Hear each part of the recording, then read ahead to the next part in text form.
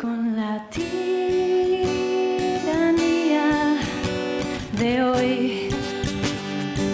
Solo queda la unión, solo queda la voz. Hagamos un nudo de tierra y maíz, hagámoslo juntos, que sea cicatriz y que siembre al país. Bueno, ya sin más preámbulo, y vamos a hacer la introducción un poco más larga, pero bueno, ya le dijimos, el compañero Fisgón, pues es realmente uno de los eslabones, uno de los que ha seguido esta tradición histórica de los caricaturistas en México, que aparte han sido periodistas, han sido escritores, han sido intelectuales. Entonces, bueno, nosotros siempre decimos que el Fisgón nos parece algo así como un intelectual disfrazado de monero, ¿verdad?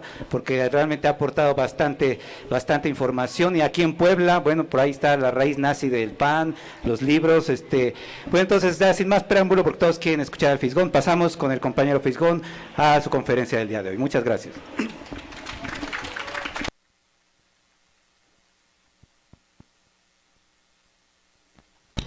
Bueno, antes que nada, muchas gracias. Ahora sí que me hizo reír el compañero, como que un intelectual disfrazado de monero, ni lo uno ni lo otro, desgraciadamente.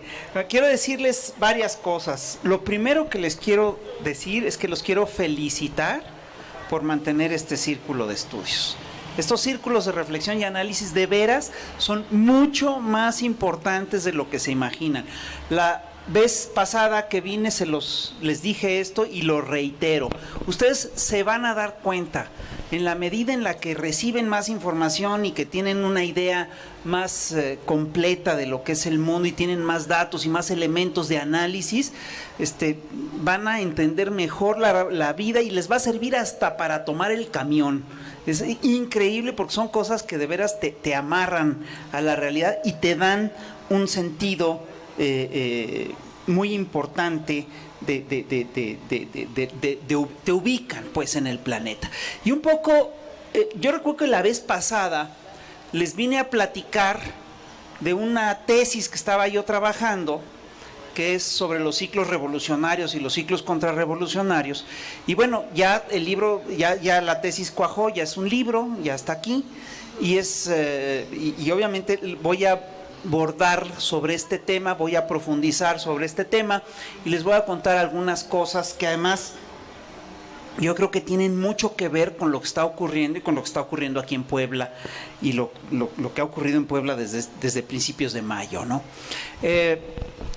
Primero voy a hacerles un repaso así muy rápido de cosas muy generales y que tienen que ver con esto. Es decir, ahora más que nunca tenemos que revisar la historia. Por varias razones. Siempre la historia es importante porque nos explica lo que somos. Somos lo que somos, llegamos a este punto porque nos ha pasado esto anteriormente. En el momento en el que entendamos lo que nos ha ocurrido, podremos tener elementos para cambiar lo que nos está pasando ahora. Entonces, si nosotros entendemos cuál ha sido el proceso que nos ha llevado a esta crisis brutal en la que está metido el país, si nosotros entendemos ese proceso, podremos entender cómo cambiarlo. Y esto es una tesis, al final de cuentas, marxista muy vieja, que parte del principio de que en el momento en el que el ciudadano se ubica en su lugar histórico y entiende su momento histórico, a partir de ese momento deja de ser una víctima de las circunstancias y puede convertirse en un actor del cambio. Y yo creo que tenemos todo para poder hacer bien, para poder entender bien cuál es nuestra actual situación. Lo que estamos viviendo ahorita es terrible. Hace unos meses que yo vine a verlos a ustedes, hicimos un recuento de horrores, vimos todo lo que está ocurriendo con el país, vimos el deterioro brutal de la nación a nivel económico, de la nación y de la ciudadanía, a nivel económico, a nivel de soberanía, a nivel de derechos, a nivel de todo, a nivel de derechos políticos, a nivel de democracia, y el retroceso es brutal. Vamos para atrás a una velocidad impresionante. todo lo que se luchó durante décadas, durante más de un siglo, nos lo han ido quitando con una rapidez impresionante. Baste decir que ya ni siquiera el petróleo es propiedad de la nación. Estamos otra vez como en 1935, cuando las empresas petroleras eran dueñas del petróleo mexicano y que los mexicanos no podemos hacer nada, y estamos otra vez de regreso en ese momento. Baste decir que todos los derechos laborales que se conquistaron a lo largo de décadas de lucha ya los echaron para atrás, y como corolario de todo esto hay que señalar que el auge del crimen organizado es parte de todo esto, es digamos una consecuencia directa de todos estos procesos. Yo les comentaba la vez pasada que a lo largo de la historia hay periodos en los que los pueblos se organizan y luchan por básicamente dos cosas: los recursos naturales y el trabajo. Y hay periodos en los que las élites desorganizan a los pueblos y les quitan a los pueblos sus derechos sobre los recursos naturales y el trabajo. Y es lo que estamos viviendo hoy en día de una manera masiva y avasalladora. Se puede decir que los periodos en los que los pueblos se organizan son los ciclos o periodos de auge revolucionario. La gente se organiza, se empieza a organizar, hace migas con el vecino, etc. Y los periodos en los que los pueblos se desorganizan son periodos de auge contrarrevolucionario. Bueno, esto que estamos viviendo, la contrarrevolución neoliberal, primero, es una contrarrevolución. Y segundo, es la contrarrevolución más radical, la más brutal, la más agresiva de los últimos 300 años. Entonces, nunca a tanta gente le habían quitado de manera tan organizada y tan sistemática tantos derechos. Nunca se había dado el caso de que las naciones habían perdido de manera tan acelerada y tan clara tanta propiedad, la propiedad sobre sus tierras, sobre los ríos, sobre el agua, sobre todo. Vamos a una cosa espeluznante. Y hay que entender, entre otras cosas, que esta no es una contrarrevolución cualquiera. Es una contrarrevolución muy peculiar. Es una contrarrevolución que se cree revolución. Ellos creen que están terminando la revolución que inició con la guerra de independencia de Estados Unidos en el siglo XVIII. Y ellos creen que su revolución es la revolución del libre comercio, que coloca las lógicas del libre comercio, del dinero, en el centro de la vida de todo el mundo. Y miren, no les falta razón. Si hay, eso claro que hace una revolución, porque la revolución del capital es una revolución bien impersonal. Es una revolución que parte además de ideas muy peculiares. Todo el libro que está centrado en las lógicas de Harry Potter, y yo tomo y les voy a decir por qué. Porque la generación que va a tener que enfrentar el horror neoliberal es la generación que nace en el siglo XXI ya. Y esa generación tiene un gran relato. Y el gran relato de esa generación es sin lugar a dudas Harry Potter. ¿Y saben qué? En la novela de Harry Potter hay muchas claves para entender lo que nos está pasando hoy en día. Y les voy a contar 2 o 3 cositas. No sé si ustedes vieron las películas de Harry Potter o leyeron los libros. Recordarán que hay un supervillano que se llama Lord Voldemort, ¿no? Que llega a dominar al planeta, y quiero decirles, estamos en tiempos de Lord Voldemort. Lord Voldemort ganó la guerra y está dominando e impone sus valores. Y una de las cosas que descubren de Lord Voldemort es que Lord Voldemort, entre otras cosas, encontró una magia oscura que permite que tú deposites un fragmento de tu alma en un objeto, y de este modo tu alma, el objeto cobra alma, y tú, la persona que comete ese acto de brujería, pierde fragmentos del alma. Y en la novela es fantástico porque Lord Voldemort desgaja 6 fragmentos de su alma, y hay 7 fragmentos del alma de Lord Voldemort y están depositadas en diferentes cosas. Bueno, esto que parece un relato de magia británico, en realidad es una referencia muy clara a lo que pasa en el capitalismo con los objetos. Les quiero contar lo siguiente. Nosotros tenemos la capacidad de depositar fragmentos de nuestra alma en algunos objetos. Y si ustedes se fijan, esta lógica la entienden muy bien los publicistas, que jamás nos venden una cosa por su valor de uso, sino que nos la venden por los pedazos de alma que despiertan en nosotros, por los fragmentos de nuestra alma que contienen. Entonces, por ejemplo, nunca te van a vender un shampoo porque huele mejor y porque limpia más. Te lo venden porque es una promesa de matrimonio o porque es una promesa de amor eterno. Nunca te venden un coche porque el coche te transporta eficazmente de un lado a otro o que ahorra gasolina. No, te venden un cambio de estatus. Te están vendiendo un cambio de nivel. Tú te compras este coche, tú muchacho te compras este coche y todas las mujeres van a morir por ti, como si eso fuera cierto. Nunca te venden una propiedad por el valor que pueda tener la propiedad, sino que lo que te hacen es que te están prometiendo un pequeño paraíso. Y estas cosas las entienden maravillosamente los publicistas y nos explotan. Y miren, yo sí creo que los objetos tienen con frecuencia la capacidad de absorber fragmentos de nuestra alma. Y les voy a poner un ejemplo. Estos lentes valen 100 pesos. Pero si estos fueron los lentes que usaba León Trotsky cuando fue asesinado, valen otra cosa. Porque ya contienen un fragmento de historia.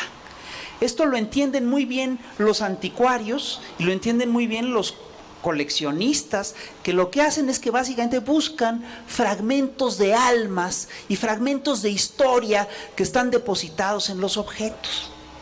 Sin embargo, esto, fíjense, es muy chistoso porque es la lógica pura del capital.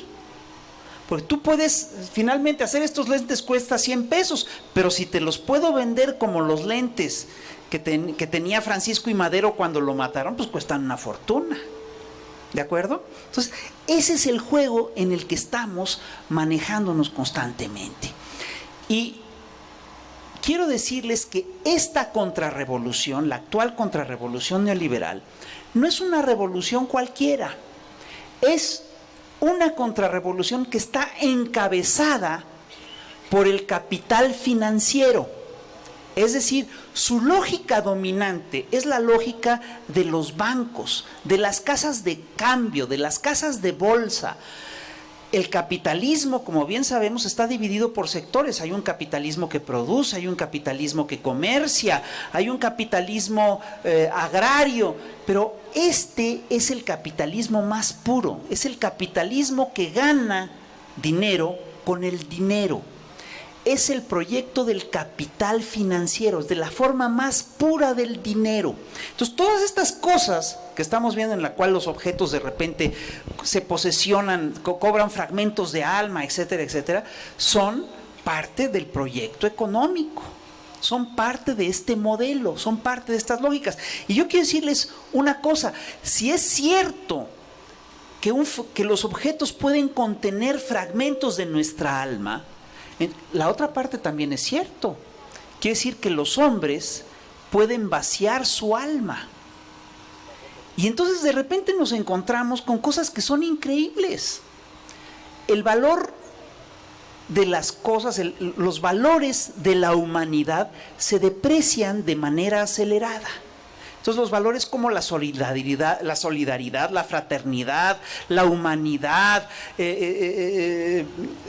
la libertad individual, pasan a un segundo plano ante los valores de los objetos. Entonces es muy chistoso porque se está construyendo una suerte de universo de cosas que son los que tienen un juego propio y que son las que nos van dominando. Entonces hay que entender que esto que estamos viviendo, es decir, la gente me pregunta con frecuencia, bueno, ¿y por qué vemos con más frecuencia a cada vez más desalmados? Pues por una razón muy simple, porque los objetos valen cada vez más y las personas cada vez menos.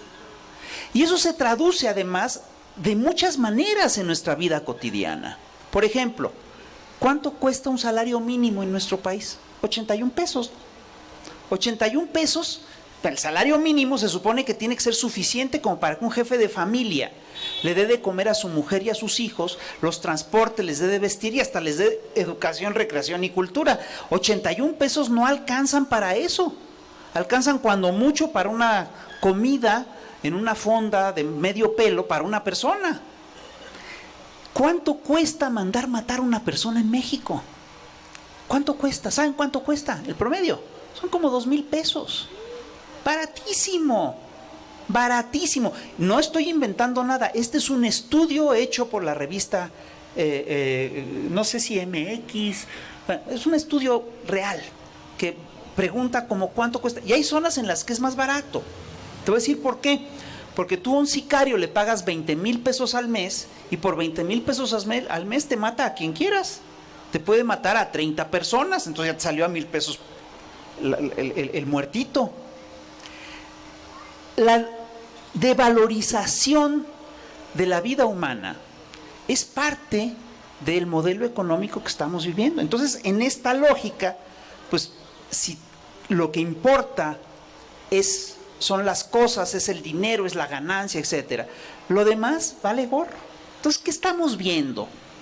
Es decir, estamos viviendo una contrarrevolución particularmente radical, que incluso amenaza con extinguir al planeta. Digo, no es chiste, nosotros lo estamos viendo, es decir, todos los ecologistas están alarmados por el cambio climático, todos los ecologistas están preocupados por lo que está pasando con el clima del país. A ver, un momentito. Oye, mi bolsa, ¿dónde está? ¿Me la pasas? Es que ahí tengo unas notas, perdón, es que tengo unas notas aquí. Entonces, los ecologistas están preocupados porque el actual... bueno, sí, no, está bien, con esto. Sí, los ecologistas están preocupados porque el actual modelo económico está avanzando de tal manera que está destruyendo incluso los paisajes. Es decir, veamos, por ejemplo, qué ocurre en San Luis Potosí. San Luis Potosí se llama así porque hay un cerro, que es el Cerro de San Pedro, que es el Cerro de San Luis, el Cerro del Potosí, que resultó que tenía tanta plata como el Cerro del Potosí en Bolivia, entonces lo pusieron San Luis Potosí, y resulta que las mineras ya se dieron cuenta que ahí sigue habiendo plata, pero que es muy difícil acceder a ella. Entonces, ¿saben cómo acceden a la plata ahorita?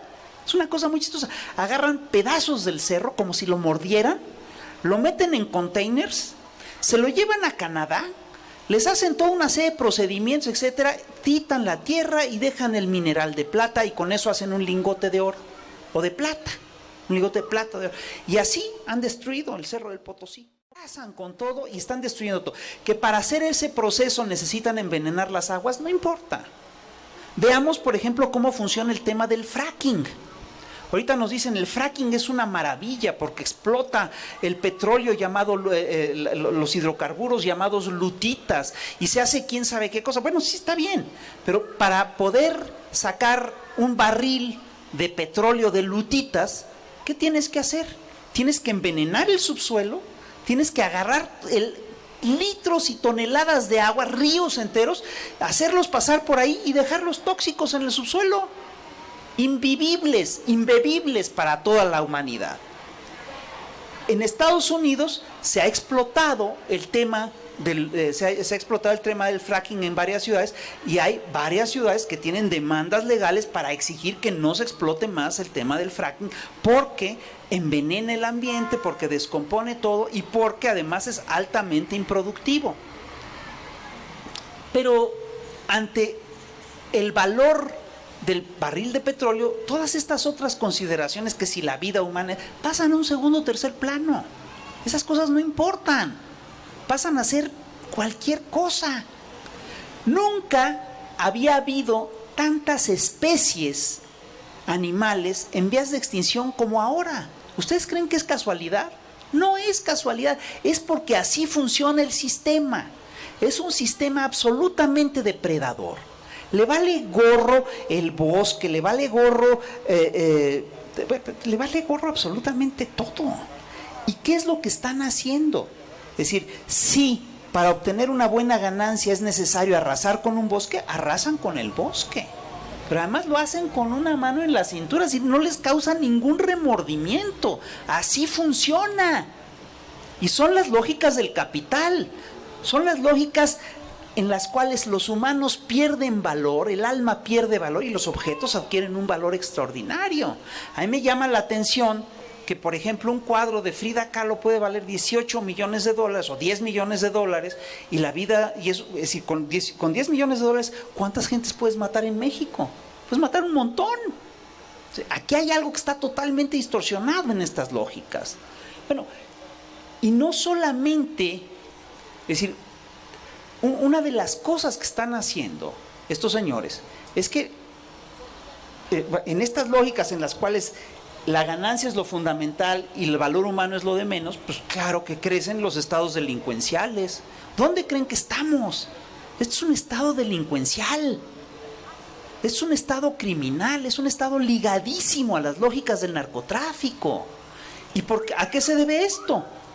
Por una cosa muy sencilla. Miren, la Constitución de 1917 establecía que el campo es prioritario, que es una actividad económica prioritaria, entonces estableció toda una serie de instituciones que te aseguraban que el campo funcionara. Y tenías a la CONASUPO, y tenías los sistemas ejidales, y tenías la Secretaría de Agricultura y Recursos Hidráulicos, y tenías la Secretaría de la Reforma Agraria, y tenías toda una estructura que permitía que el campo funcionara, y había subsidios para el campo y para el agricultor, etcétera. Bueno, la lógica del mercado dice que todo eso hay que quitarlo. Lo quitaron, ¿y qué pasó? Pasó lo mismo que ocurrió, por ejemplo, en Bolivia cuando le quitaron los subsidios al campo. Pasó lo mismo que pasó en Colombia cuando le quitaron los subsidios al campo. Que resulta que el campo es una actividad incierta, te puede llover, se te puede inundar, te puede no llover, puede haber sequía, te puede caer la plaga, puede pasar muchas cosas. Entonces, a pesar de ser incierta, se le subsidia porque es estratégica. Pero si tú le quitas los subsidios, ¿qué puedes cosechar que te resulte rentable?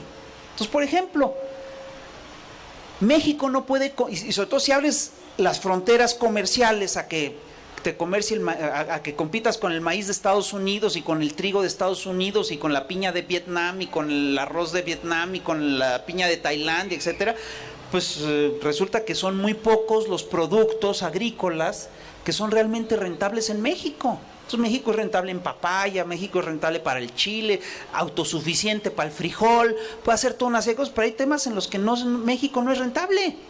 Entonces, por ejemplo, el maíz, México no puede competir con el maíz gringo, entonces la producción de maíz en México se vino abajo, la producción de arroz en México se vino abajo, la producción de piña en México se vino abajo. ¿Y qué es lo que sí subió?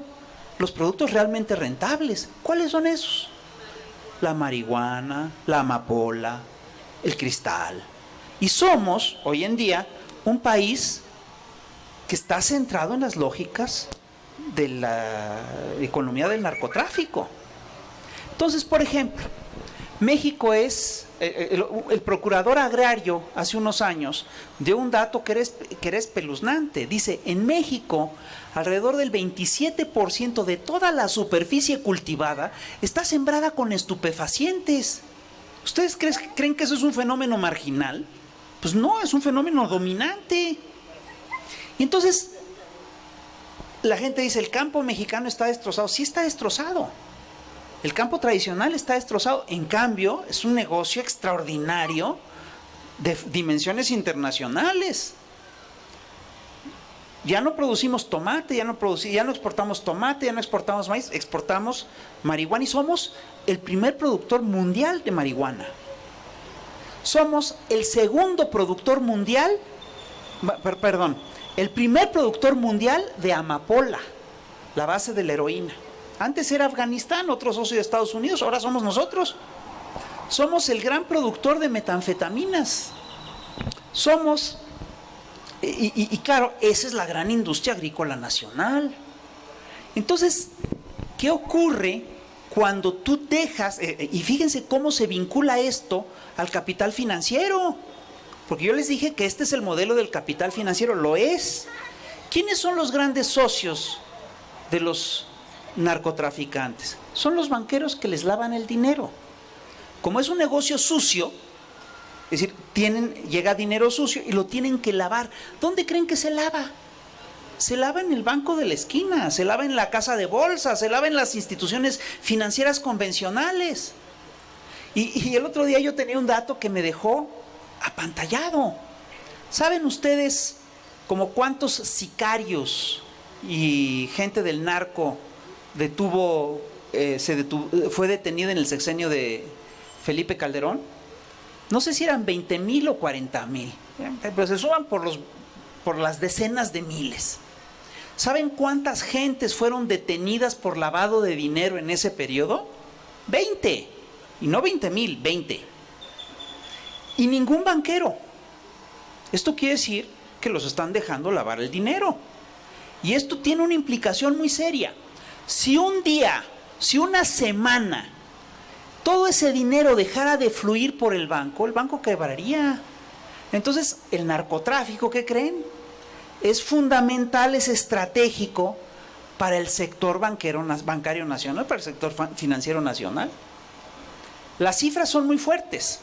Se calcula que en México hubo un estudio binacional de aduanas, México-Estados Unidos, que cuenta que en México los dólares que llegan por concepto del narcotráfico se cuentan en decenas de miles de millones de dólares. El estudio decía que eran entre 18,000 y 27,000 millones de dólares los que ingresaban a México por concepto del narcotráfico. Y la agencia Kroll de seguridad dijo, no, pues 27,000 millones es muy poco, son alrededor de 52,000 millones de dólares. ¿Esto qué implica? Que es más que lo que recibimos por el petróleo y que lo que recibimos por las remesas. Es el gran negocio del país. Y la banca nacional vive de eso. La banca nacional, que está ligada a la banca internacional, por ejemplo, Banco Bilbao Vizcaya, su principal fuente de ingresos es México. ¿De dónde? Si no prestan. Claro que cobran servicios carísimos y lo que tú quieras, pero, perdón, yo, como investigador, me metería a ver si están lavando dinero. Yo pienso que algo ha de haber. La lógica te hace pensar que sí, que esta banca lava dinero en serio.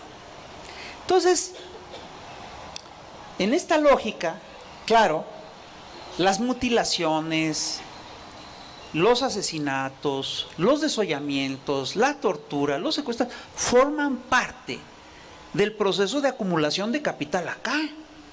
¿Y qué hacen? ¿Y qué ocurre con estos cárteles, con estos grupos de narcotraficantes? Bueno, en primer lugar, tienen que tener una suerte de... para poder mantenerte en un negocio ilegal, pues te mantienes, ¿sabes cómo te mantienes? Por medio de la violencia. Entonces buscan establecer monopolios de la violencia. Y no solo eso, sino que se instituyen como grandes empresas. Y son empresas muy eficaces, son empresas capitalistas muy eficaces, que además buscan monopolizar todo lo que está en su ramo, es decir, todo lo que es ilegal. Entonces, por ejemplo, hemos visto cómo, a ver, ¿ustedes creen que Cementos Mexicanos o que Bimbo son las grandes empresas multinacionales mexicanas? No, se equivocan. Las grandes empresas multinacionales mexicanas son el cártel de Sinaloa, el cártel de Juárez, el cártel de quién sabe qué. Esas son las grandes multinacionales mexicanas. Y claro, como buenas empresas se diversifican.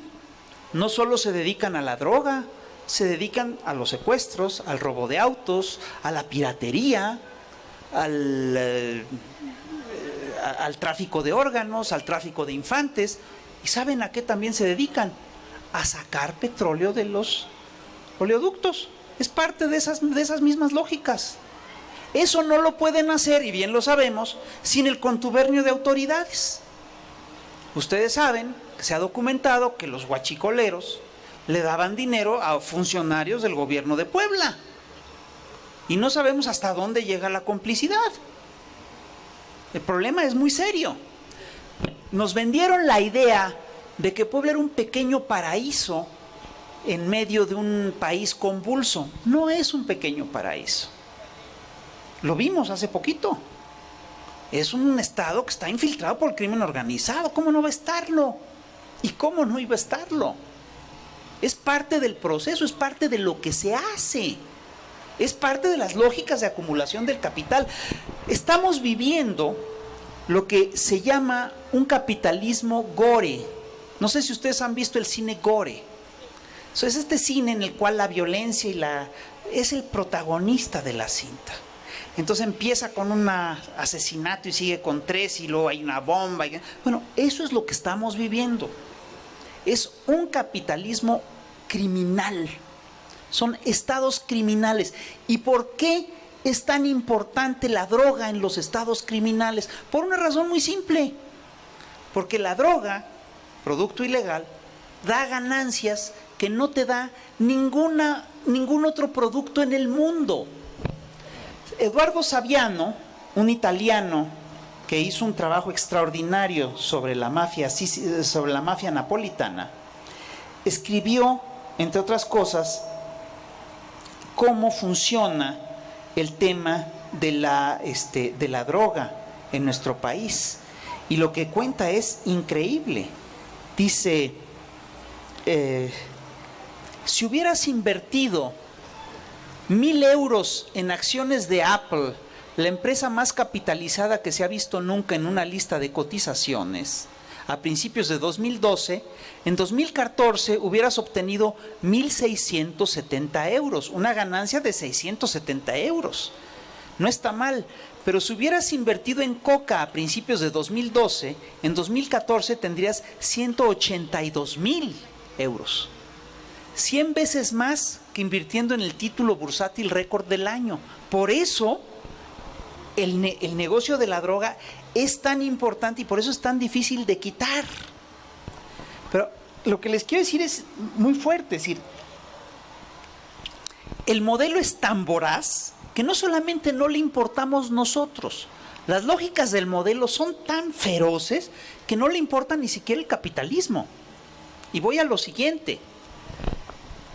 Todos sabemos que el capitalismo tiene crisis recurrentes. Cada cierto tiempo entra en crisis. Y en 2008 el modelo entró en una crisis profunda. Entró en una crisis brutal. La crisis es tan profunda, debo confesarles que una vez me entrevisté con un experto en esto. Le dije, oye, ¿qué tan grande es la crisis del 2008? Y dice, no hombre, no te imaginas el tamaño de la crisis. ¿Cómo la mides? Dice, mira, no tienen cómo medirla. Es tan grande que no saben cómo medirla. Cuando tú no puedes medir algo es porque es demasiado chiquito o demasiado grande. Este es demasiado grande. Entonces, un criterio me lo dio Ignacio Ramonet, que dice, bueno, mira, en un artículo publica que uno de los problemas del capital financiero es que de repente bajo la dictadura del capital financiero dejaron de lado las lógicas de la economía tradicional y ya no les importó que conservar ni las formas. Alan Greenspan les pidió a los inversionistas que fueran imaginativos, entonces empezaron a imaginar cosas y negocios, inventaron los mercados a futuro, los créditos tóxicos, inventaron un montón de cosas. De modo que llegó un punto en el cual el dinero que se mueve en el mundo es varias veces los productos que se mueven en el mundo. A ver si me explico. En la economía tradicional, tú tenías un pollo y en el mercado comprabas y vendías un pollo. Nada más. Si tenías 2 pollos, vendías 2 pollos. Si tenías 3, vendías 3 y se acabó. En el mercado actual eso no es así. Tú puedes vender un pollo, varios pollos a futuro, varios pollos hipotecados en quién sabe qué, de modo que acabas teniendo una economía ficción, una burbuja financiera que te equivale a varias veces la economía real. Ignacio Ramonet dijo, no, esto está fuerte porque en realidad la economía de ficción equivale a 7 veces la economía real.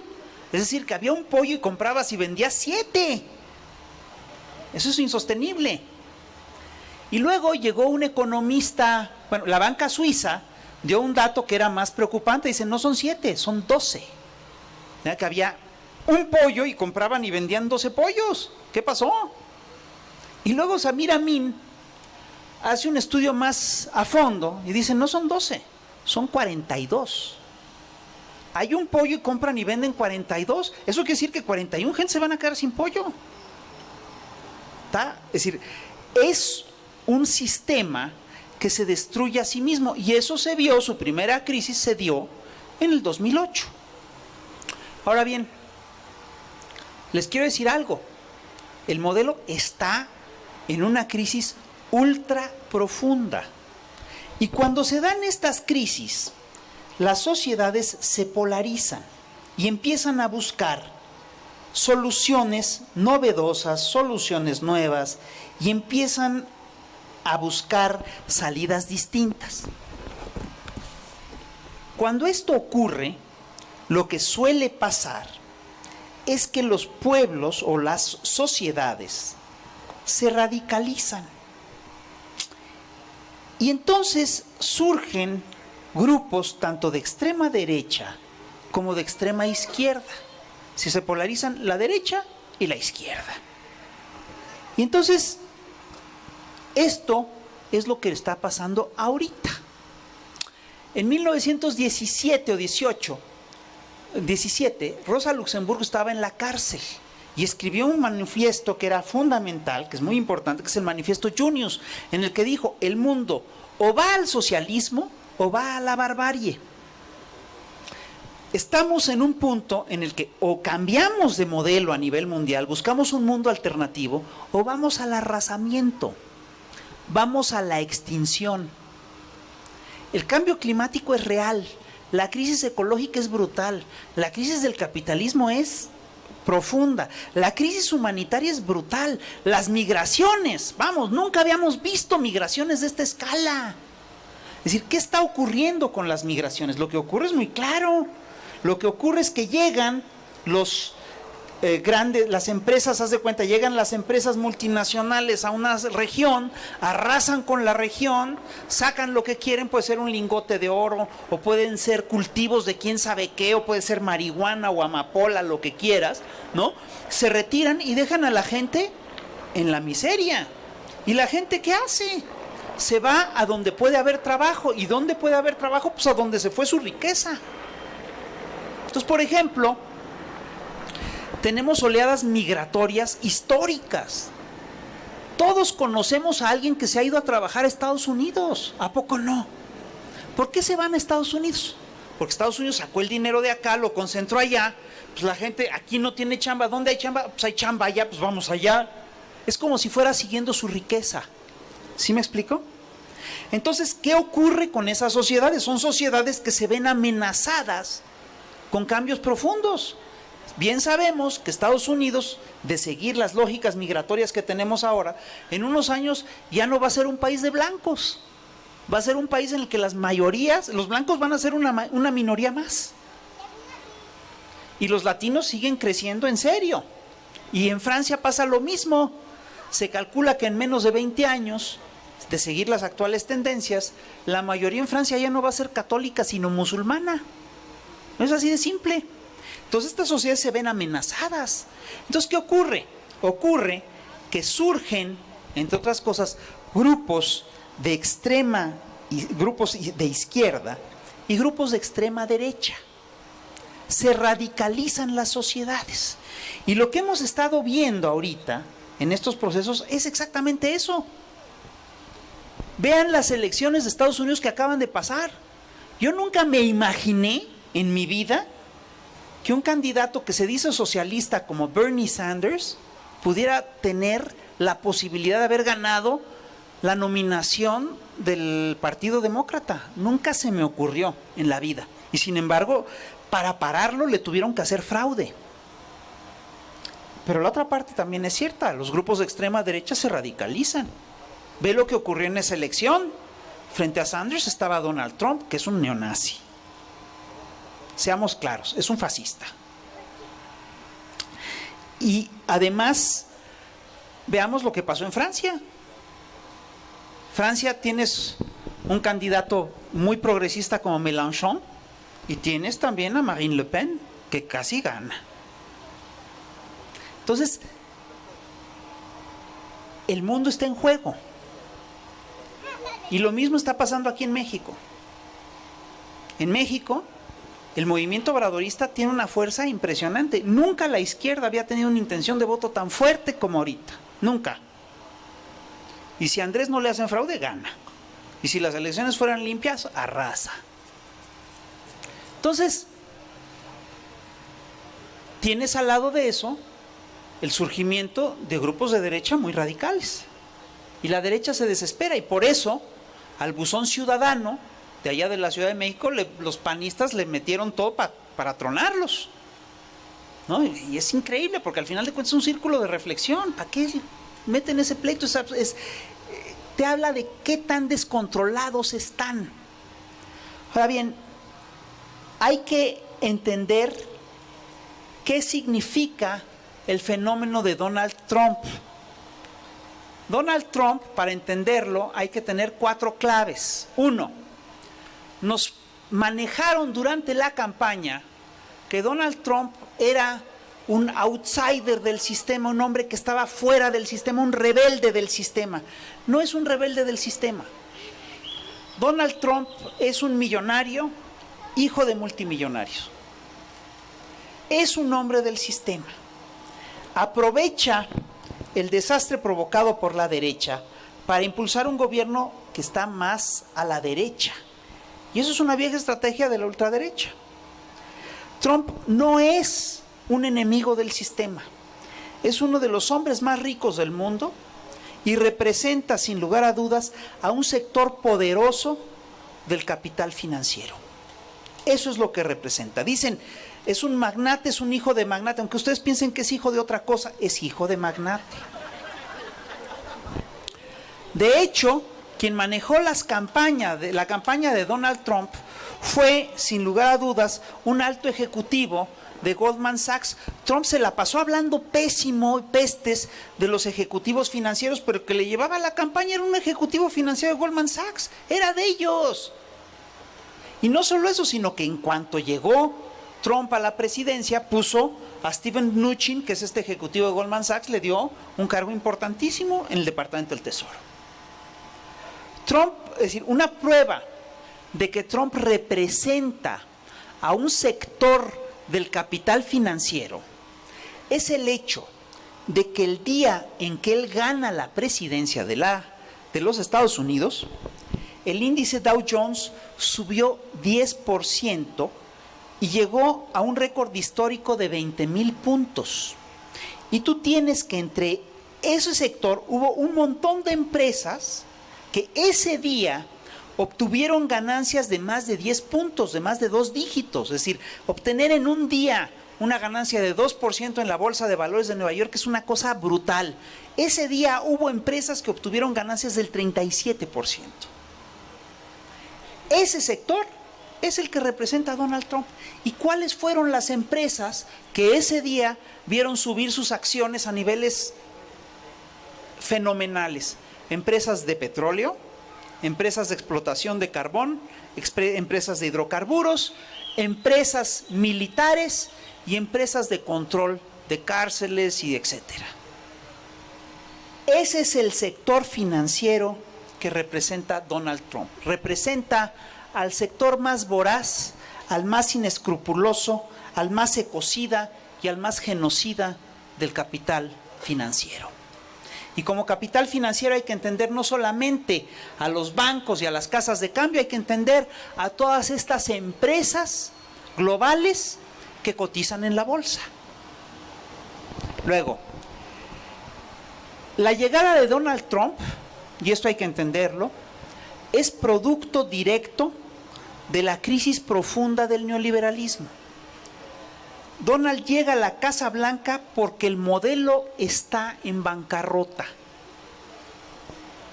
Su candidatura es básicamente un intento desesperado por mantener a toda costa el actual sistema financiero neoliberal. En las últimas décadas, como bien les dije hace ratito, la voracidad del capital financiero ha sumido a millones en la miseria, ha arruinado a países y ecosistemas enteros y amenaza con destruir al planeta como hábitat humano, pero también va en contra del propio sistema, también está destrozando al propio sistema económico. Estos señores se encuentran ante una disyuntiva muy clara. El modelo ya tronó, es incompatible con la humanidad. O cambian de modelo y se cambia el mundo que ellos están construyendo, o bien ahondan el modelo. Y esto solo lo pueden hacer mediante dos cosas, que son el trabajo esclavo y las guerras de saqueo y de rapiña. ¿Qué creen que representa Trump? Trump representa justamente la opción del capital financiero por el trabajo esclavo y las guerras de saqueo y de rapiña. Por eso, su gabinete está conformado básicamente por militares agresivos y por representantes de Wall Street. Hay que entender que lo que representa Trump no es cualquier cosa. Trump es el fascismo. Trump es el fascismo. Es más, el nazismo. En 1935, refiriéndose a Hitler, el sexto Congreso de la Internacional Comunista definió al fascismo como, se los leo, es la dictadura terrorista abierta de los elementos más reaccionarios, más chauvinistas y más imperialistas del capital financiero. Parece que está definiendo a la administración de Trump. Vean ustedes que tiene una peculiaridad este gobierno. El fascismo era el gobierno del capital financiero directo. Trump lo que tiene es un gobierno, es la dictadura del capital financiero sin intermediarios. ¿Quién es, por ejemplo, su canciller, el que maneja la política exterior de Estados Unidos? Es un señor llamado Rex Tillerson. ¿Qué hacía ese señor antes? Era un alto ejecutivo de la Exxon, de la petrolera Exxon. Son los petroleros llevando la política exterior de Estados Unidos directamente. ¿Quién maneja el tesoro? Steven Mnuchin de Goldman Sachs. ¿Quién maneja quién es el ministro de Comercio de Donald Trump? Es Wilbur Ross, que es un agresivo inversionista multimillonario. Y quiero decirles algo. Realmente muy pocas cosas diferencian a un régimen fascista o una dictadura fascista de una dictadura autoritaria. Y Trump las tiene todas. La primera es un discurso fundamentalista y de odio. Y Trump lo tiene, con el agravante de que nos odia a nosotros, a los mexicanos. La segunda es que un partido fascista tiene masas derechistas organizadas peleando por la organización del territorio. Trump las tiene. Por eso ganó la candidatura en el Partido Republicano. Y lo último que define al fascismo es que el fascismo tiene grupos armados peleando por la organización y el territorio. Y Trump los tiene. Son los Minutemen, son los señores estos que cuidan las fronteras, son los Minnesota Watchmen, etc. Ahora bien, Trump no las tiene todas consigo. Su proyecto está plagado de errores, fue improvisado. Para empezar, su triunfo fue posible porque hay una división en el capital financiero. Entonces no gobierna para todos y hay un pleito ahí en las cúpulas y eso se está viendo. Su proyecto va a chocar con los intereses de otro sector del capital financiero y está chocando con ellos. Ya lo estamos viendo. Un ejemplo es lo del TLC. Él quiere negociar el TLC para obtener mejores condiciones para cierto sector, pero hay una cosa con la que no va a poder, que es con la baratura del trabajo mexicano. Trabajo esclavo mata cualquier sueldo bien pagado. Luego, muchas de sus ideas y de sus proyectos son absolutamente insostenibles. Y lo más importante, Hitler tenía un partido político perfectamente aceitado que hacía que se cumplieran las órdenes de arriba, etc. Y Trump no tiene nada de eso. Entonces lo que estamos viendo es un desastre administrativo. Entonces sí hubo una apuesta por el fascismo, pero esa apuesta está tronando, está quebrando. Y lo que vimos, además, es que en cuanto llegó Trump al poder, quien se movilizó fue la izquierda, no la derecha. Ahora bien, ¿dónde queda México en esto? Pues la verdad tenemos una situación súper frágil. Durante décadas, ya casi acabo, las administraciones neoliberales mexicanas de Salinas, Zedillo, Fox y Calderón pusieron todo al servicio del proyecto de neoliberal que implicaba la construcción de un megapaís conformado por Canadá, Estados Unidos y México. Ese proyecto entra en crisis con Trump. La sola llegada de Trump implica que ese proyecto ya no es viable. Quiere decir que cualquier día nos lo vuelven a echar para atrás. Fíjense bien. Y de golpe, entonces, las administraciones neoliberales se encuentran con que todo aquello por lo que han peleado durante décadas, pues ya valió, ya no funciona. Se quedaron sin proyecto y sin discurso, de golpe. ¿Cómo le va a hacer Enrique Peña Nieto para mantener la lógica de que hay que entregarse a las multinacionales norteamericanas si el presidente de Estados Unidos dice que somos lo peor del mundo y que hay que barrernos de la faz de la tierra? Es decir, es imposible conseguir eso. ¿Cómo le van a hacer para defender eso si estos señores dicen que lo primero que hay que hacer es renegociar el Tratado de Libre Comercio? ¿Qué hacemos? El problema que tienen los neoliberales mexicanos a partir de esto es profundo, ¿eh? Es un problema muy, muy serio.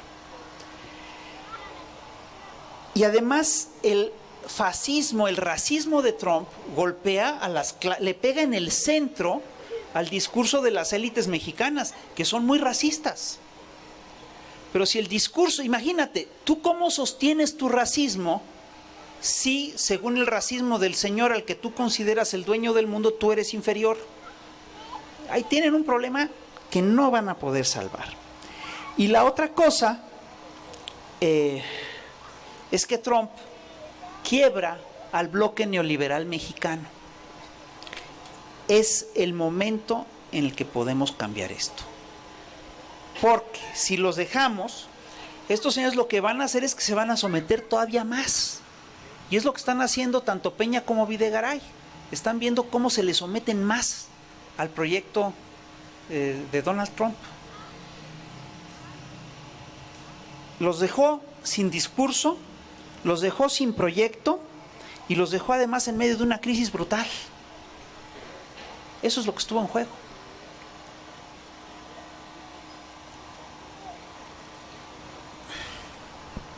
¿Qué les puedo decir? Ellos están en crisis. ¿Saben por qué no los tumbamos? Porque nosotros no estamos organizados. En la medida en la que nosotros nos organicemos, ellos se van a tener que ir para atrás. Y nos falta muchísimo, muchísimo. Así es que hay que meterle ganas. Hay que organizarse, hay que trabajar, y es todo. Muchas gracias.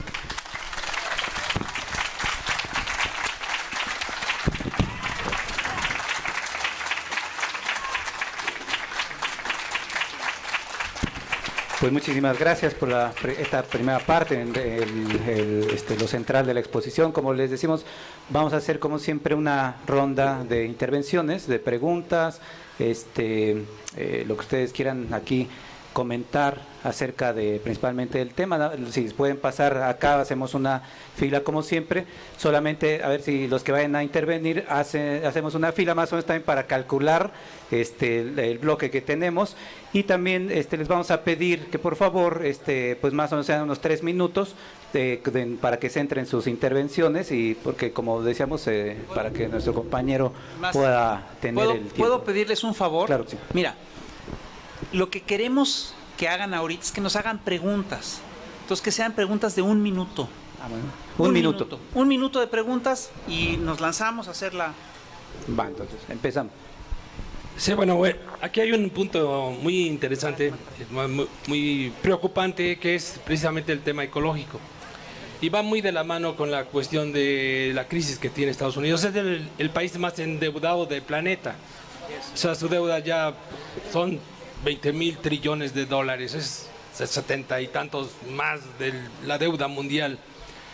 Y lógicamente un país desesperado en una crisis realmente muy profunda, porque la mitad de ese capital se lo debe a los mismos empresarios en su mismo territorio, pues lógicamente hacen que se hagan cosas totalmente descabelladas, y esos van de la mano con las tendencias que nosotros mismos aceptamos y practicamos. Por ejemplo, el hábito de la alimentación, ¿verdad? Esa parte importante de la parte de los alimentos en este proyecto de Trump, ¿cómo es que se enfoca? ¿Cómo es que realmente se toma como un arma? Porque de hecho están declarando la guerra en todos los niveles. La pregunta concreta es ¿cómo toman los alimentos en el contexto de esta guerra que se desata a través de las políticas de Trump? Muy bien. Buenas tardes a todos. ¿Es cierto que el apartheid en México existe, como en Sudáfrica? Yo digo que sí. ¿Usted qué opina? Muy bien.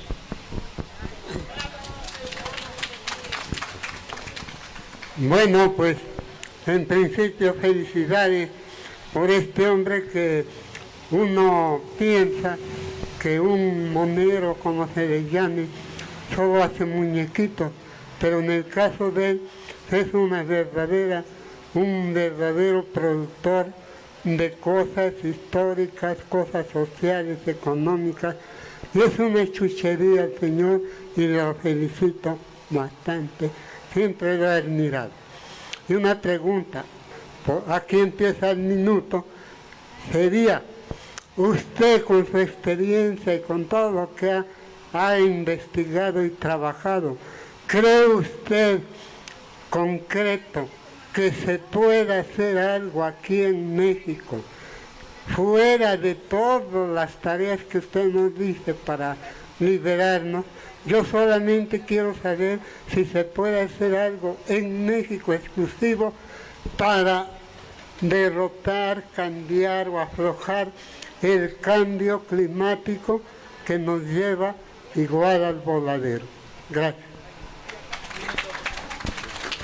Hola, pues ya saca las caguamas, ¿no? Yo quiero hacerte una pregunta que está dividida en tres partes. La primera es de lo que has tomado en cuenta para el análisis. La primera es, ¿has tenido en cuenta el análisis de los documentos desclasificados de la CIA, en especial los documentos relacionados con QBARC, que es el Manual de Control Mental, que se aplica tanto a nivel individual como colectivo? La doctrina del shock está en eso, ¿no? Entonces, la segunda parte de la pregunta es, ¿tomaste en cuenta el escándalo Irán-Contras, que nos indica que la CIA y el gobierno de México han tenido colaboraciones bajo el Tratado Interamericano de Seguridad, que es el que permite a Costa Rica no tener ejército, porque la defensa estratégica de los Estados Unidos del continente? Solo el sur tiene marina fuerte para defender el sur, que ya no alcanza a defender la séptima flota, ¿no? La siguiente pregunta es, ¿ya tomaste en cuenta también la cuestión esta, que es muy grave, de que no es solamente el capitalismo, sino también es una forma de reingeniería que están aplicándonos a nivel mundial? ¿Lo has tomado en cuenta? Eso es lo que yo quisiera saber, ¿no? Gracias. Y ya saca las caguamas. Buenas tardes. También tres preguntas. Una tiene que ver con que ellos, el sistema de Trump, para mí no son tan güeyes y no está tan en crisis. Tan es así que el de la CIA lo acaban de destronar para que no investigue a Trump por la cuestión de los rusos. Entonces, este régimen, aunque lo representa un idiota, yo creo que es un régimen que gradualmente se está imponiendo y eso sí lo tenemos que tomar muy en cuenta. El otro punto, creo que aquí en México y me parece que en todo el mundo están aplicando una estrategia que Chomsky llamó de gradualidad, de que nos golpean duro, salimos a manifestarnos, nos dejan desarrollarnos, nos dejan llorar y todo, y después las cosas siguen su curso, nos siguen golpeando como con lo del gasolinazo, un ejemplo, ¿sí? Y el otro punto, ¿cómo tenemos que hacer para hacer entender aquí en México que es bien importante entender que el régimen de Trump abarca todo el mundo? Entonces no podemos verlo desde qué va a pasar en México nada más, sino tiene que ser algo más extenso, porque lo que está pasando con Trump está afectando al mundo y México está en el mundo. Ellos no piensan, a ver, en Estados Unidos voy a hacer esto. Ellos dicen, a ver, en el mundo ¿cómo lo vamos a conformar para saquear, para robar y todo? Su mente es internacional y nosotros somos muy nacionalistas. Gracias. Siguiente compañero, un minuto, por favor. Bueno, buenas tardes.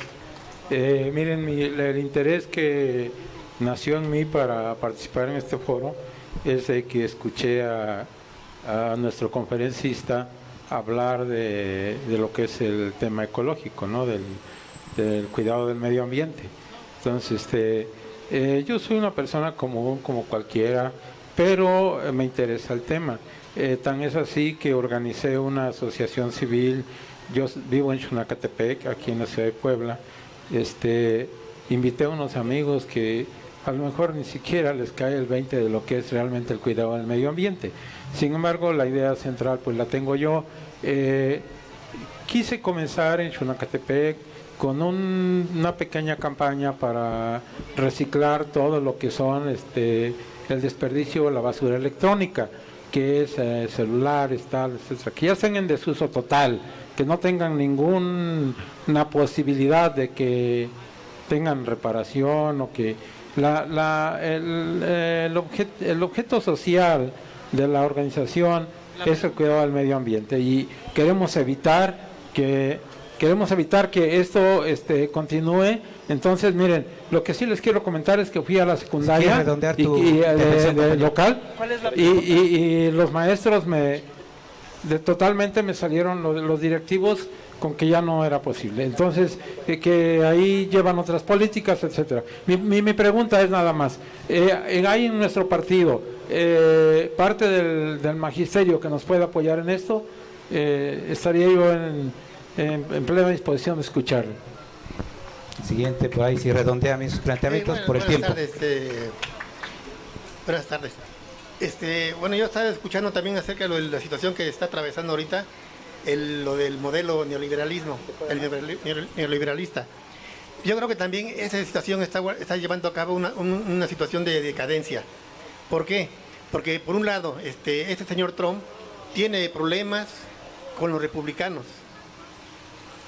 No avalan todo lo que él mandata. Y aparte también tienen en contra a los demócratas. Entonces, México tiene una situación muy importante. México ahorita tiene fortaleza como para en un momento determinado no entrarle al juego con este señor Trump con la cuestión del neoliberalismo, del Tratado de Libre Comercio. Entonces, ¿qué podría hacerse? Pues llevar a cabo la situación de este mercado con otros países. ¿Por qué?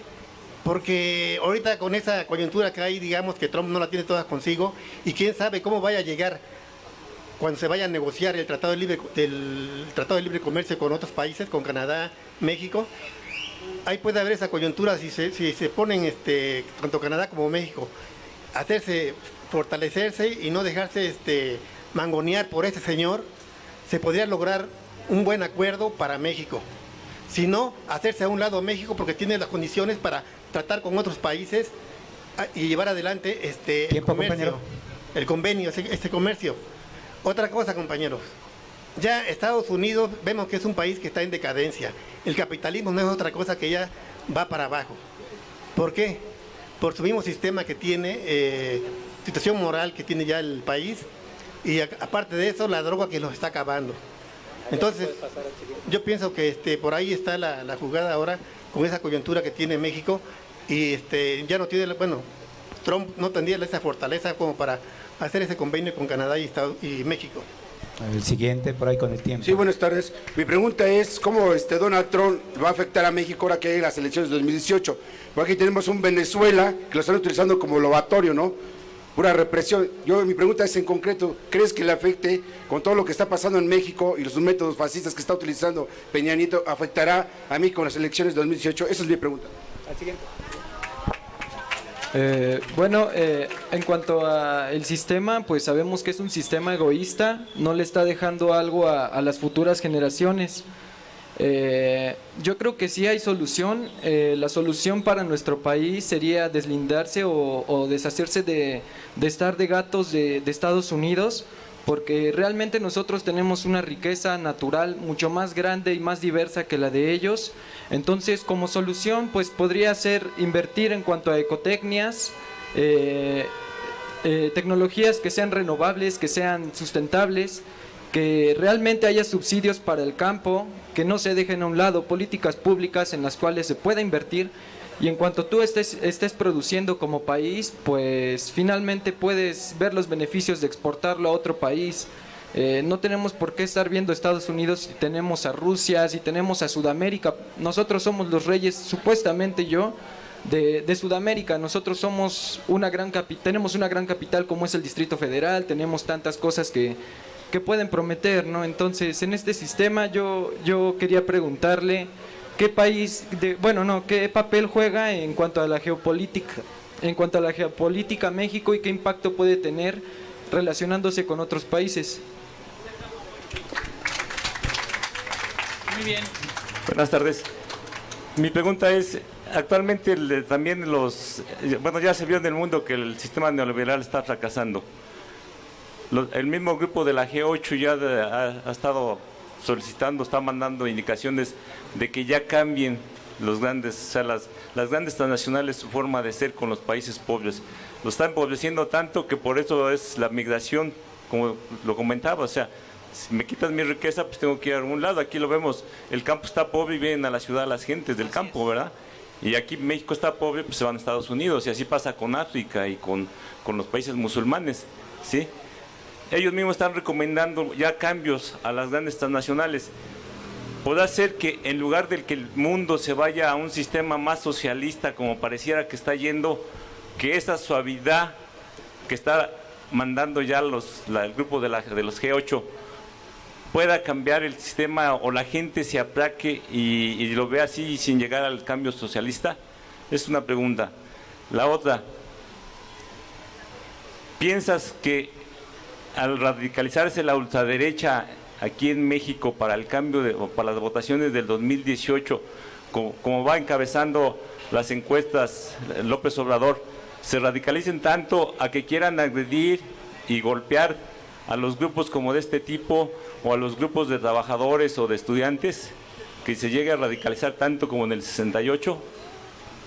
Y la tercera pregunta, si llegando López Obrador al gobierno, a la presidencia, llegando él, ¿se podrá solucionar todos los problemas que tenemos en México?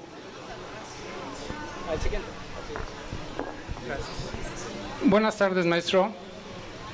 Oiga, maestro, yo quería preguntarle, ahorita que estamos hablando de la política neoliberal a nuestros países, ¿cuál es la participación sionista detrás de ellos? Porque vemos la presencia judía en muchos personajes.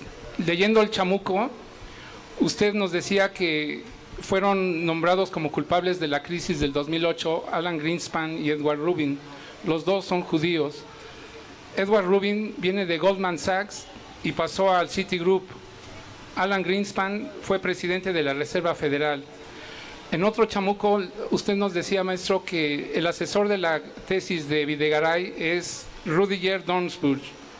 Él fue coautor junto con Stanley Fischer, los dos judíos, de la obra Macroeconomía, que es el manual del neoliberalismo actualmente. Stanley Fischer fue vicepresidente de Citigroup, participó en el Fondo Monetario Internacional como subdirector gerente y llegó a ser presidente de Citigroup Internacional. Venía de ser jefe del Banco Mundial. Leyendo a Alfredo Jalife, maestro, él también decía una nota que el desfalco millonario que hubo en Estados Unidos con el problema de la crisis fueron muchos millones de dólares que se perdieron y según su investigación de él fue a dar al gobierno de Israel ese dinero. También es llamativo, permítame tantito, es llamativo el aplauso de Netanyahu hacia Trump sobre la construcción del muro en México. Sí. Y Netanyahu dijo que él no tenía por qué disculparse con México porque ellos habían hecho un muro en la frontera de Egipto, pero ellos también han llenado de muros al pueblo palestino y lo están orillando. Nadie en el mundo dice nada, incluso con los bombardeos que hicieron los israelíes al pueblo palestino, nadie dijo nada. Goldman Sachs pues fue fundado por judíos, maestro. Bueno, es mi pregunta de la presencia sionista. Gracias. Hola, buenas tardes. Mi pregunta va en el sentido de que, ¿cuál es tu percepción? En el sentido que si Morena tiene o cuenta con los mecanismos necesarios para contener o dar la batalla frontal a la ideología fascista, ya que sabemos la ideología fascista no solamente es externa, sino también al interior de Morena. Entonces quisiera saberlo en el sentido de que Enrique Dussel, en una de sus charlas que estaba dando en esta escuela de formación política en el DF, en la sexta charla mencionaba al final, hacía más bien una denuncia que el partido no estaba aportando a estas conferencias económicamente, ya que él decía que bueno, él no estaba cobrando ni va a cobrar nada, pero siempre hay un equipo de personas que están auxiliando y entonces a nivel nacional no estaban haciendo este aporte o facilitando las cosas. Nada más, gracias. Bueno, pasamos a la ronda entonces ya de respuestas con el compañero. A ver, de entrada yo quiero aclarar una cosa que me parece importante. Yo no creo en las teorías conspirativas. Es decir, sin lugar a dudas, yo no creo que el sionismo esté detrás del neoliberalismo, es otra cosa. Es decir, y hay que tenerle muchísimo cuidado a ese discurso, porque ese sí es un discurso que usó Hitler en su momento. Y yo no estoy para nada con esa lógica. Si Greenspan y si Rubin son judíos, es meramente circunstancial, es decir, hay muchos banqueros que también son responsables de la crisis que no son judíos. Lo que, digamos, Greenspan y Rubin están en esto no por ser judíos, sino por ser banqueros, por creer en las lógicas del capital financiero.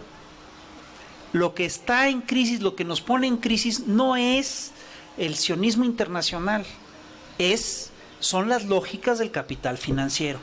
Y yo con toda honestidad leí el artículo de Jalife que dice cómo todo eso se va, todo el dinero de la crisis se va al Estado de Israel, y a mí no me convence. Es decir, yo no creo que sea así. Yo sí creo que la crisis fue brutal y hubo una pérdida de riqueza a nivel global que es histórica y que no tiene nada que ver con eso. Entonces yo me deslindo y les pido que se deslinden de las tesis antijudías, antisionistas, etcétera, porque eso además sí, digamos, sí fue clave dentro del discurso nazi, y yo sí quiero decir que yo estoy totalmente ajeno a eso. Es decir, hay un montón de gente judía es decir, son más los cristianos y los católicos que están metidos en el sistema financiero que los judíos a nivel global. Y ellos son los que dominan. Trump no tiene nada de judío, por favor. Él más bien es antisemita, digo, esas cosas son así, ¿no? Es decir, y sobre todo yo no creo en las lógicas raciales ni racistas. Eso hay que manejarlo con muchísimo cuidado, y yo sí creo que hay que deslindarnos de todas esas lógicas. Luego, hicieron un montón de observaciones que son muy interesantes, algunas quiero contenerlas. Pregunta un compañero si Morena puede contener el fascismo en México. Miren, no sé. Yo creo que lo tendremos que contener todos, entre todos. Y hay que ubicar dónde está el fascismo. El fascismo no está en Morena. El fascismo está en los sectores de la derecha. El fascismo está en el PAN. De hecho, si revisamos la historia del PAN, veremos que el PAN nace como un partido fascista. El fascismo, a nivel global, lo que ha hecho es aliarse al neoliberalismo. El gran aliado del fascismo en Estados Unidos son los grandes monopolios neoliberales. ¿De dónde sacan que en Morena hay fascistas? Yo no he visto ninguno, y si lo hay, yo no soy de Morena, pero si lo hubiera habría que correrlo, pero inmediatamente. Esas cosas no son aceptables. El fascismo es, entre otras cosas, una ideología de extrema derecha que busca el regreso, entre otras cosas, a lógicas muy antiguas. Entre otras, el fascismo buscó en México, el fascismo tuvo muchas expresiones en México. Una de ellas fue el sinarquismo, una de ellas fue que además los sinarquistas son muy chistosas. Los sinarquistas dicen, no, nosotros no somos fascistas, y sin embargo, ya cuando revisas los textos dicen, bueno, sería poco ético decir que no influyeron en nosotros los triunfos de Hitler y Mussolini en los 30, pero te lo dicen abiertamente. Fascista es el yunque. Fascistas son esos grupos de extrema derecha que se ocultan y que utilizan grupos paramilitares y grupos de choque como los que utilizaba Moraz, como los que utilizó Mussolini. Eso es el fascismo. Esto en principio es un movimiento de otro tipo. Yo estoy convencido de que hay varias preguntas que son muy interesantes. Es decir, sin lugar a dudas, para el análisis tomé en cuenta documentos, todo tipo de documentos desclasificados. Algunos son de la CIA y otros proyectos incluso que son muy interesantes, como por ejemplo un proyecto del National Security, un proyecto al 2035 que es muy impresionante, que te hablan de qué es lo que quieren hacer para el 2035. Entonces, hay documentos secretos que se toman en cuenta porque, bueno, pues por su importancia histórica pero sobre todo, mira, cuando empiezas a tomar esos documentos, tienes que revisar con mucho cuidado qué es lo que hay de real en esos documentos y qué es lo que hay de falso. Porque incluso en los documentos desclasificados hay cosas que son muy locas. Y hay cosas que hicieron y cosas que no hicieron. Entonces todo eso hay que leerlo con mucho cuidado. Por supuesto que tomamos en cuenta lo que son las lógicas del control de la población. Yo estoy convencido de que las guerras de cuarta generación son reales. Las tesis de Martin Van Creveld son leídas por los oficiales del Pentágono. Martin Van Creveld parte de la tesis de que las guerras en un futuro serán guerras de control de la población y serán guerras de control, sobre todo guerras de propaganda y demás, ¿no? Alguien me habló de que no es solo el capitalismo, que es una reingeniería de la humanidad. Yo no creo en esa reingeniería de la humanidad, en cambio sí creo que en la brutalidad del capitalismo y en sus capacidades para ir transformando a las sociedades e irse metiendo en rincones muy oscuros de las sociedades y hacer sus cosas. Una compañera dice, no están tan en crisis porque corrieron al de la CIA. No corrieron al de la CIA, corrió un cuate del FBI. Y es cierto, es decir, yo sí creo, y la compañía tiene razón en gran medida. Ahora, quiero decirles, en general las observaciones están súper interesantes, son muy buenas y dan para grandes debates. Yo sí creo que el sistema de dominación sigue estando poderosísimo, sigue siendo en crisis. Son dos cosas distintas. El modelo económico está en crisis, el sistema de dominación todavía no. Para que el modelo de dominación, para que el sistema de dominación entre en crisis, tienen que estallar crisis en todo el planeta. Y ya están estallando. Las crisis se están dando en todas partes, entre otras cosas en México. Un compañero pregunta que si México, que si se puede hacer algo desde México, tanto a nivel ecológico como a nivel político. Por supuesto que se puede hacer. Este país necesita, entre otras cosas, urgentemente un proyecto de reforestación. Este país necesita urgentemente revisar las cuencas de acuíferas, necesitamos hacer un esfuerzo para rehidratar a la nación pero nada de esto se podrá hacer si no colocamos la economía sobre bases racionales, ecológicas, etcétera. Y esto no lo vamos a poder hacer bajo las lógicas del actual sistema. No se podrá hacer si gana el PAN o si gana el PRI. Es así de simple, porque ellos siguen ligados a las lógicas neoliberales globales. Quiero además decir que México siempre ha jugado, es curioso porque México siempre ha jugado un papel histórico muy relevante en los ciclos revolucionarios y contrarrevolucionarios. Jugó un papel muy importante a principios del siglo XX con la Revolución Mexicana, jugó un papel muy importante en la lucha antifascista en la década de los 30, jugó un papel muy importante con la expropiación petrolera de Cárdenas, jugó un papel muy importante también en la lucha por el neoliberalismo, por el trabajo de Salinas y en la lucha antineoliberal. De hecho, aquí empieza la lucha antineoliberal con el movimiento zapatista en 94. Es decir, no hay que olvidarlo. Y yo estoy convencido de que un movimiento digamos, realmente popular aquí en México puede impulsar de manera muy importante una candidatura popular en Estados Unidos como la de Bernie Sanders. Los ciclos revolucionarios y contrarrevolucionarios son muy curiosos.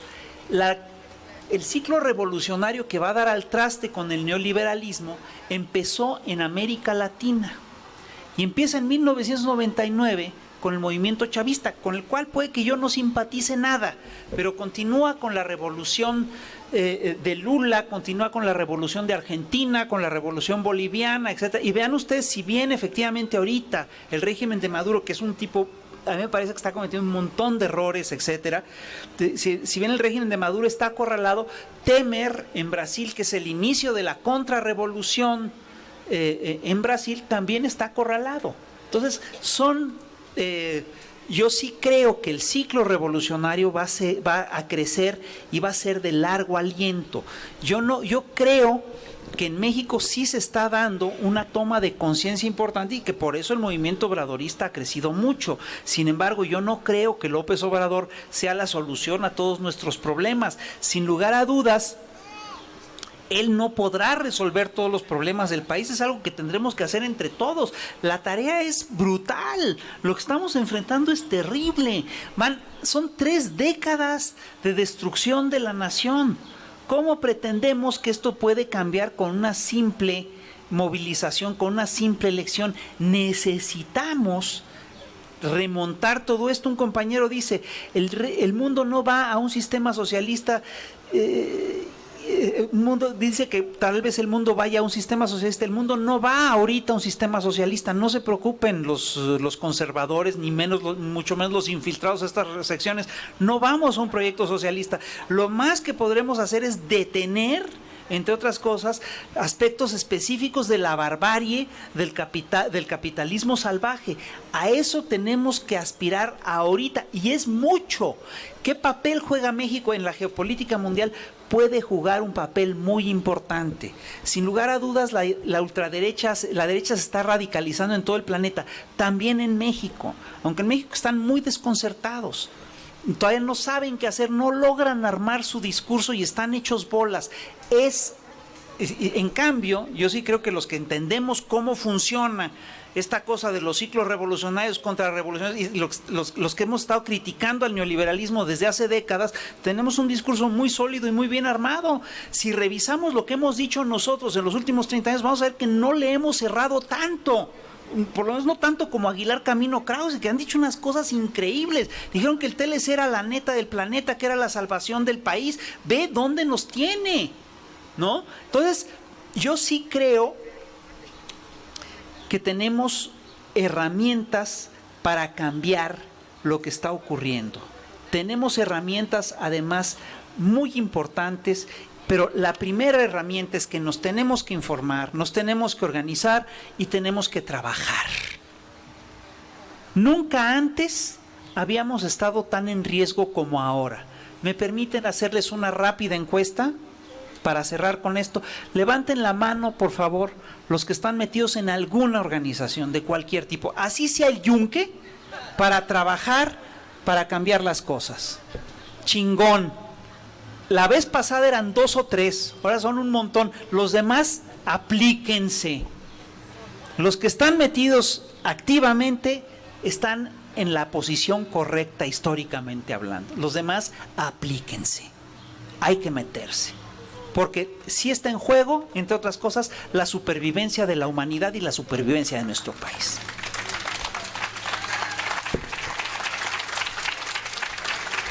Pues muchísimas gracias, nuevamente el aplauso a nuestro compañero Fisgón. Estamos calculando el tiempo, vamos bien. Y además le íbamos a pedir... ¿Ya lo dijeron? A ver, nada más les quiero decir una cosa. Tan desesperados están que hoy lo que anunciaron el PAN y el PRD es que van a hacer una alianza para el 2018. Órale. A eso van. Su consigna, la izquierda y la derecha unidas jamás serán vencidas. Pues compañero Fisgón, nada más te queríamos pedir una petición del círculo, que si nos podías regalar a los compañeros del público ahí en nuestro pizarrón algún motivo para algún bicho, algún personaje de tu preferencia en la política mexicana, para que también subamos el video y pues sea una dinámica de compartir el conocimiento en vivo y a todo color del Fisgón. Dice que nos va a hacer un Trump, ya que todos votamos por Trump. A ver. Ahí está. Bueno, ahí parecía el Amelito, pero no, es un Trump. Pues es muy sencillo, les voy a hacer a un Donald Trump, que es así como nuestro líder mundial, el hombre que realmente nos va a sacar del horror en el que estamos viviendo, ¿verdad? Porque nos va a meter a uno mucho peor. Entonces, este es el Trump que les dedico a todos ustedes. Sí, a ver si se pueden ir sentando para que los compañeros también todos aprecien el trabajo del Fisgón.